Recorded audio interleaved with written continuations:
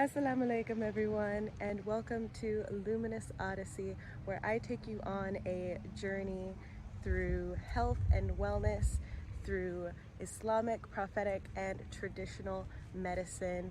And today I wanted to talk to you all really quick about getting into your body and listening to your body. This is my very first YouTube video, so please like it, share it, subscribe, and feel free to give me any feedback in the comments section. I am open to constructive criticism, so just bear with me while we get through this first video, all right?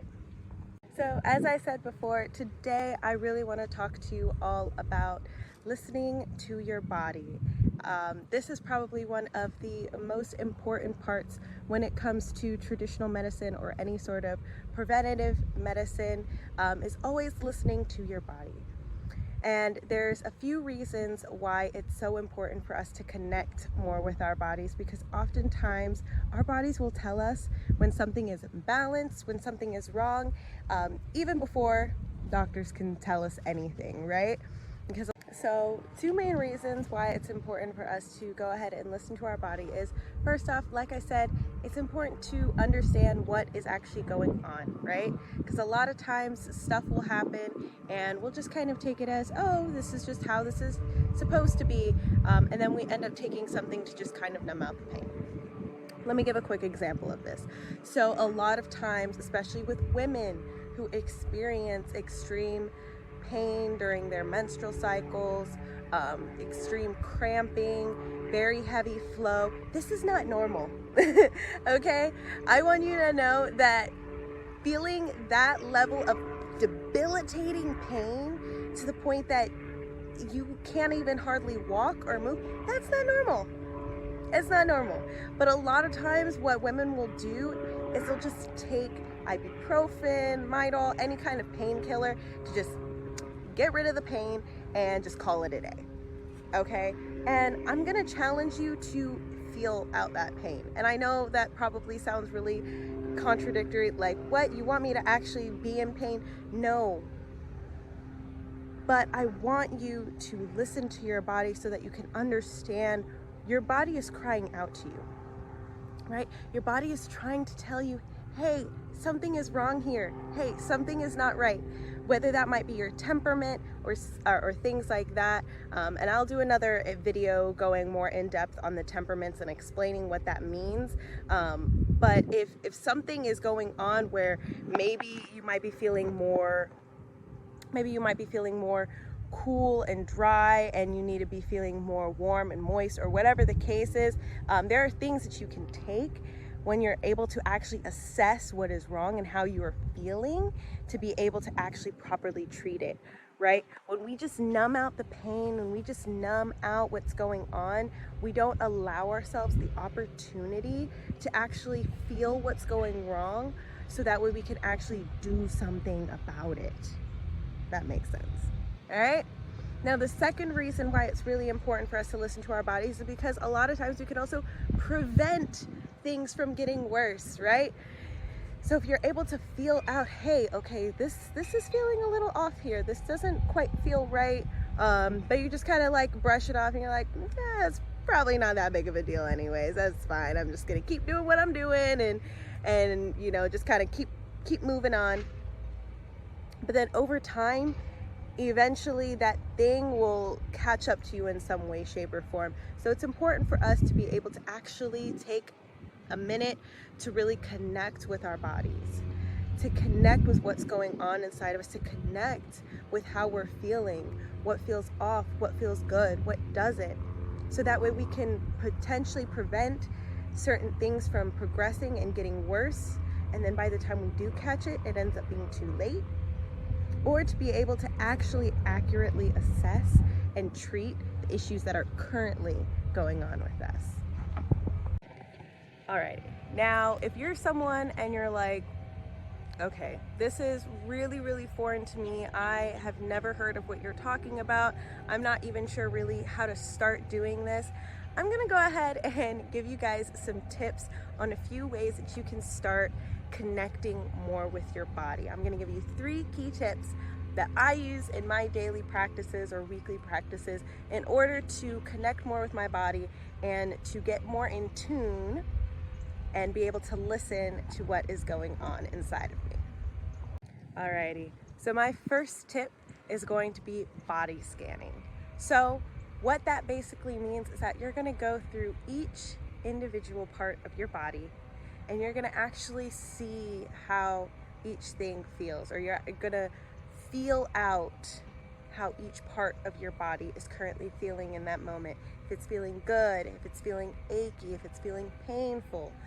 And you'll actually be able to connect a little deeper and ground yourself more in your body, so that way you're able to listen to what's going on inside of your body. So now you can either do this practice going head to toe or toe to head. Me personally, I prefer to go head to toe because a lot of times I find that I can get really caught up in my head. I'm an overthinker, so I'm definitely one who I tend to be a lot in my head. And so this is also really good practice for me to move all that energy from being inside of my head and kind of melt it down into my body. And so that way I can actually connect more with my body and not be so in my head all the time. So what that looks like is, and this is a great practice to do right before you're getting ready to go to bed, take a few deep breaths and out. And again, in and out. And give at least one more really good one, breathing in and out. And now I want you to go from each part of your body, and starting from your head, from the very, very top of the crown of your head. And I want you to feel how this part of your body feels. Does it feel tense? Do your temples feel tense? And just breathe out whatever that tension is that's inside of your head. And then I want you to move down to your face and do the same thing to your neck, to your shoulders, to your arms, your fingers and hands, and then to your chest and your back and your belly and your low back, your woman, your womb space, your lower abdomen, down through your hips, to your thighs, to your knees, to your calves, your ankles, your feet, and your toes. And I want you to go through each body part and really assess if you feel like there's extra tension in a certain part of your body. Take an extra minute on that individual body part and breathe in and breathe out. And you can do this practice to some nice calming drum beats if that helps. For my Muslims out there, you can do this to a Quran recitation. For my non-Muslims, if you want to use some meditation music. And just allow this as your time to be able to really just connect with each individual part of your body and really just release whatever tension is.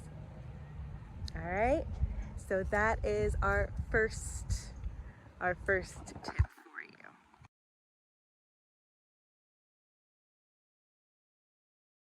Alrighty, now the second tip that I'm going to go ahead and give you all is to do journaling on how you're feeling. And I don't just mean emotionally, although that is important too, because there is actually a connection between what is going on emotionally and what you're experiencing physically. So this is going to be good on both sides of that. But what I mean is, if you already have a journaling practice, then you can integrate this into the journaling practice that you may already have. If not, then maybe you need to start a journaling practice, right? And so take a few minutes, whether it's in the morning or in the evening before you're going to bed. And I want you to use that journaling practice, and during that time, again, take a minute to assess how you're feeling. Again, both emotionally and physically. So if you have, for example, I've had a lot of tension in my neck over the past few weeks. And I've also been noticing that emotionally, I feel like I've had a lot that I've been wanting to get off my chest and to express to the world. And so I can make that connection between my neck feeling tight and the fact that I want to express myself more, right? There's a connection there. So I want you to take a few minutes. Like I said, either you can do this at the beginning of the day. It's even better at the end of the day, because then you can kind of reflect on everything that you've kind of experienced throughout the day, and if maybe certain interactions or certain situations have caused certain feelings to occur. But this is a really good time for you to just connect and actually get into your body real quick and actually write down, okay, this is how I'm feeling here, this is how I'm feeling there. And if you want to zhuzh that practice up a little bit more, you can actually integrate some sort of self-care plan to add to that. So again, coming back to my example, so I felt like a lot of tension in my neck. I've also felt like I've needed to express a lot. So my self-care plan is to express myself more, and to also use my massage gun to give myself a little neck massage, right? So these are different forms of self-care that I can integrate into my routine to also help address the pain and the emotional distress that I may be feeling, right? All right, and the third and final tip that I'm going to give you all is to integrate some sort of stretching or movement practice into your routine.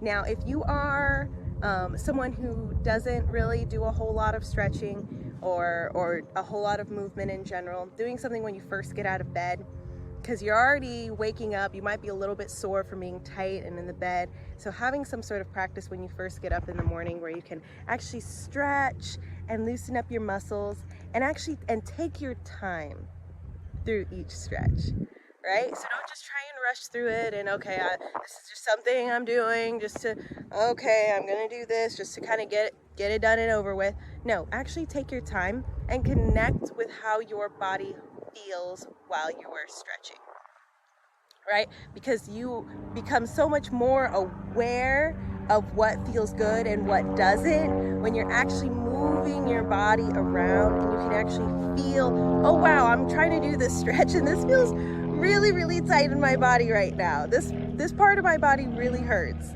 And again, there is a connection between the pain that we feel physically in our body and the pain that we might be experiencing emotionally. So by identifying where that pain exists in your body, you can better assess more of where you are at emotionally and spiritually, and assess your emotional and spiritual well-being as well. Okay, so because certain body parts, they are connected to certain pain points emotionally. So by doing this, you can also assess and figure out, okay, where am I tight emotionally? Where do I feel stuck in my emotional or in my physical world, and how I'm feeling, and how is that affecting how my body is feeling right now, right? So again, these are just a few tips that you can use to begin to start connecting with your body, and to kind of go a little bit deeper into your movement. If you're someone who already works out a lot, or someone who's already very active, I want to challenge you to maybe take a little bit extra time or slow down some of your workouts, right? As a personal trainer, one thing that I saw a lot is people just trying to rush through certain movements, and they don't actually make that mind-body connection to where they're supposed to be feeling certain movements. So by taking the time to maybe slow down your workouts a little bit, actually really control that movement, you can actually connect deeper with your body and actually feel, okay, this is where I'm supposed to be feeling this movement.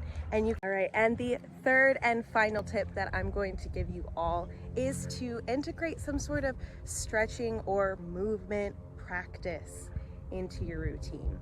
Now, if you are someone who doesn't really do a whole lot of stretching or a whole lot of movement in general, doing something when you first get out of bed, because you're already waking up, you might be a little bit sore from being tight and in the bed. So having some sort of practice when you first get up in the morning where you can actually stretch and loosen up your muscles. All right, so I know I said that there was only 3 points, but I'm gonna go ahead and give you one last thing. And this can actually integrate through all of the tips that I gave you. And that is to show gratitude. Show gratitude to your body.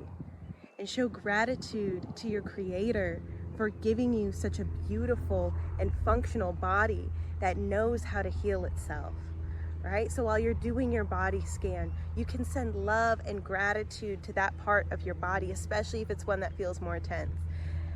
Show love and gratitude to your Creator for giving you this body and for giving you these different body parts that allow you to do functional movement, to walk in this life and to live out your purpose.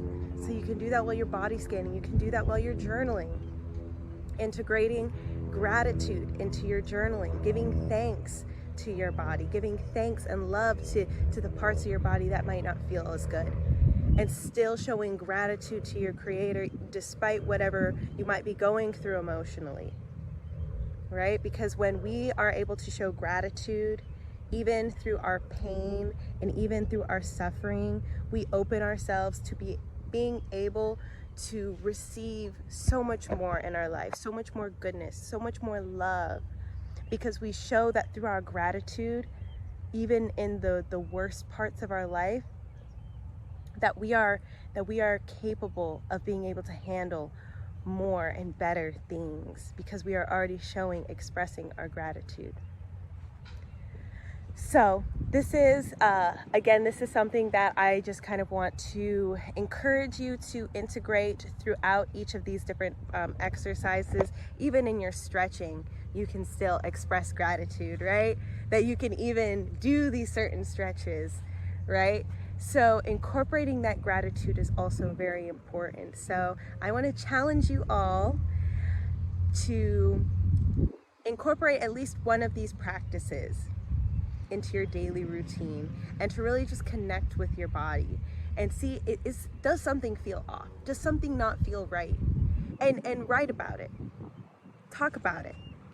And so that way, because awareness is the first step to healing. You can't heal if you don't know that something needs healing, right? So I want to challenge you all to try and integrate, even if it's just once a week, not even daily. If all of this is super brand new to you. And like I said, as we continue to talk more about health and wellness and holistic healing through these videos, you'll begin to see the importance of being able to connect and listen to your body, and how you can continue to heal yourself from there. So if you made it this far to the end of the video, I just want to thank you all so much. Thank you for your support.